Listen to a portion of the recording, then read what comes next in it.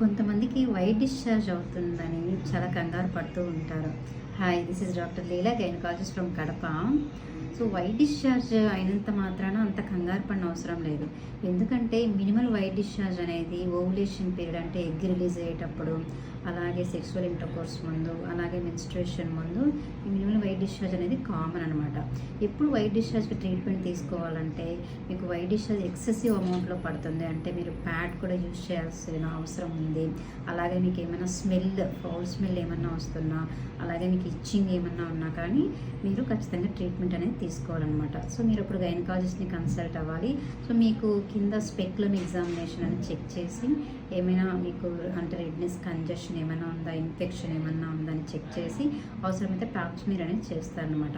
So Pap smear అనేది after 21 years తర్వాత every sexually active every 3 years once చేయించుకోవడం అనేది మంచిది అనమాట. ఇది క్యాన్సర్ స్క్రీనింగ్ టెస్ట్. దీని ద్వారా మనం సర్వైకల్ క్యాన్సర్ అనేది డిటెక్ట్ చేయొచ్చు. Thank you.